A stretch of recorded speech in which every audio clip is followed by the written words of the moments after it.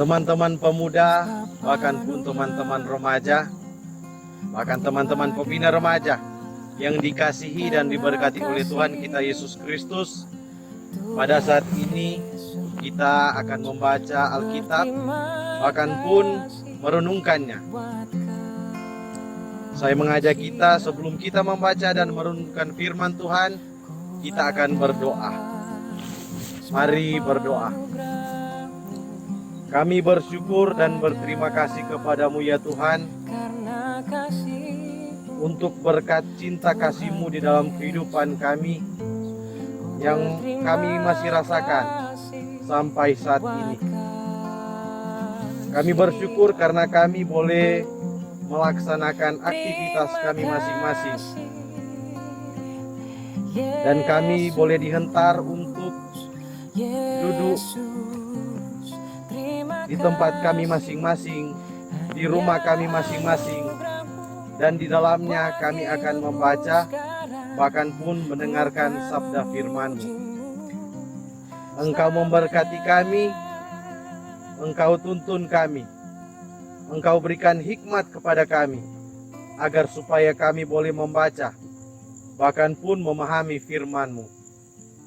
Di dalam nama Tuhan Yesus, kami sudah berdoa kepadamu. Amin.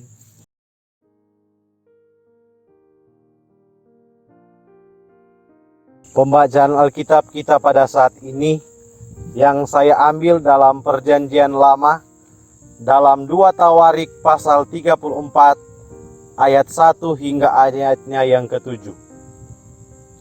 2 Tawarik 34 ayat 1 hingga ayatnya yang ke-7,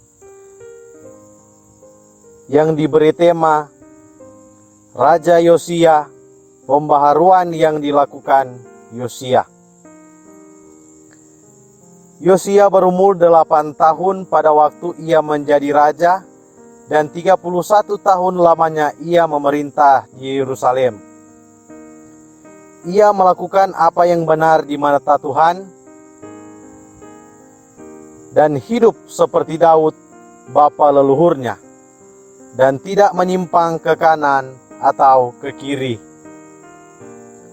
Pada tahun ke-8 dari pemerintahannya, ketika ia masih muda belia, ia mulai mencari Allah Daud, bapa leluhurnya. Dan pada tahun ke-12, ia mulai mentahirkan Yehuda dan Yerusalem daripada bukit-bukit pengorbanan, tiang-tiang berhala, patung-patung pahatan, dan patung-patung tuangan. Mesbah-mesbah para Baal dirobohkan di hadapannya. Ia menghancurkan pedupaan-pedupaan yang ada di atasnya. Ia meremukkan dan menghancur lulukan tiang-tiang berhala, patung-patung pahatan, dan patung-patung tuangan, dan menghamburkannya ke atas kuburan orang-orang yang mempersembahkan korban kepada berhala-berhala itu. Tulang-tulang para imam dibakarnya di atas mesbah-mesbah mereka. Demikianlah ia mentahirkan Yehuda dan Yerusalem, juga kota-kota Manasye, Efraim, dan Simeon, sampai di kota-kota Naftali, yang di mana-mana telah menjadi reruntuhan. Ia merobohkan segala mesbah dan tiang berhala, meremukkan segala patung pahatan, serta menghancur lulukannya, dan menghancurkan semua pedupaan di seluruh tanah Israel. Sesudah itu ia kembali ke Yerusalem.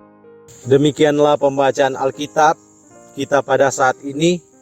Mari kita sama-sama mengikuti perenungan firman Tuhan di saat ini.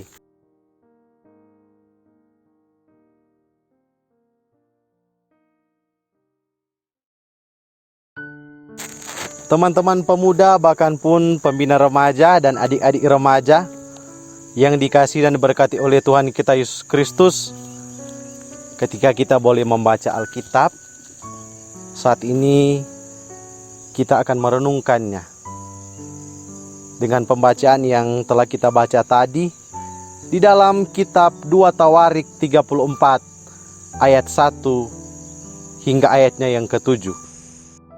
Teman-teman yang dikasihi dan berkati oleh Tuhan kita Yesus Kristus, orang bersyukur dan berterima kasih kepada Tuhan karena orang masih diberikan kesempatan untuk beribadah.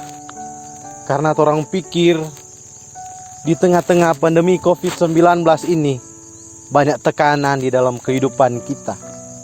Tekanan di mana-mana. Namun kita yakin dan percaya Tuhan terus menolong kita.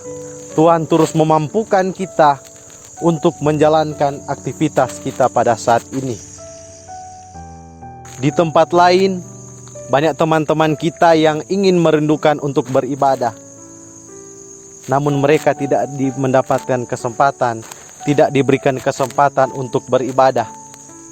Namun kita yang sudah diberikan kebebasan untuk beribadah, namun kita tidak mampu untuk beribadah kepada Tuhan. Pembacaan Alkitab kita pada saat ini yang saya boleh ambil dalam kitab Tawarik, yang menceritakan tentang Raja Yosia,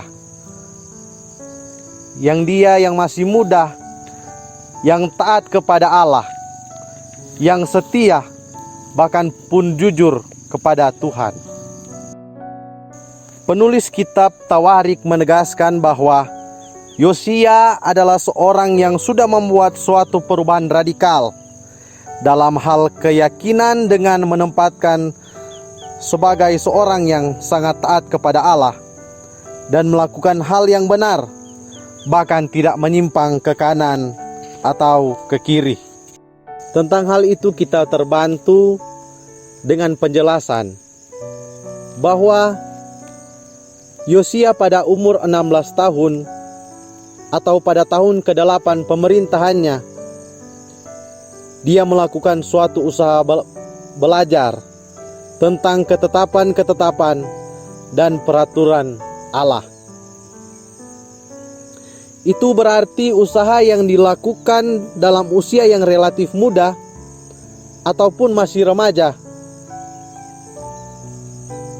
Kekukuhan iman Yosia diperkuat dengan keterangan dalam 2 Raja-Raja 22 ayat 3. Di mana pada tahun ke-18 pemerintahannya berhubungan dengan penemuan kitab Taurat oleh Hilkiah. Bagian ini jelas bahwa iman dari Yosia telah bertumbuh. Keinginan untuk belajar dan berkomitmen untuk tetap setia kepada Tuhan dan iman inilah yang telah mendorong Yosia melakukan tindakan restorasi fasilitas penyembahan. Teman-teman yang diberkati oleh Tuhan kita Yesus Kristus, dalam konteks ini gereja harus belajar dari bagaimana suatu komitmen iman yang berbuah pada suatu tindakan dalam bentuk perbuatan atau reformasi. Situasi pandemi COVID-19 adalah suatu peringatan bahwa kita tidak sepi dari berbagai kesalahan dan dosa kita, baik itu pemikiran, perkataan, maupun perbuatan kita. Keadaan ini adalah bagian ujian bagaimana ketaatan kita kepada Tuhan sebagai pemerintah, sebagai gereja, dan sebagai pemimpin-pemimpin. Kita harus mengoreksi diri kita. Jangan-jangan ada kebijakan-kebijakan yang tidak sejalan dengan kehendak Tuhan. Kita diajar untuk lebih dalam menentukan suatu kebijakan dan sungguh-sungguh mencari kehendak Tuhan dan bukan mengedepankan kehendak kita sebagai manusia. Teman-teman, saat ini iman percaya kita terus diuji oleh Tuhan lewat peristiwa yang boleh terjadi di saat ini, peristiwa pandemi COVID-19. Yang menjadi pertanyaan kita pada saat ini, apakah kita mampu untuk melewati peristiwa yang boleh terjadi di saat ini? Apakah iman kita akan tetap berpegang teguh oleh Tuhan? Ataukah kita boleh mencari hal-hal yang lain, menyembah berhala, mencari alat-alat alternatif yang tidak dikehendaki oleh Allah di dalam kehidupan kita? Teman-teman, lewat perenungan kita di saat ini, kita diajak untuk terus memperkokoh iman kita kepada Tuhan. Kita terus diberikan kekuatan, bahkan pun kemampuan oleh Tuhan untuk boleh melewati semua proses yang telah terjadi di tengah-tengah dunia ini. Yakin dan percaya ada rencana yang indah di dalam kehidupan kita yang telah Tuhan siapkan dalam kehidupan kita. Mujizat pasti akan terjadi, badai pasti akan berlalu. Soli Deo Gloria, obor pembangunan, remaja bagi Kristus. Amin. Mari kita satu dalam doa, kita berdoa. Bapa di dalam sorga, kami sungguh bersyukur dan berterima kasih kepadamu karena Engkau boleh menuntun kami ketika kami boleh membaca, bahkan pun mendengarkan sebagian sabda firman-Mu. Kami yakin dan percaya, kami terus dimampukan, kami terus dikuatkan dengan firman-Mu yang kudus ini.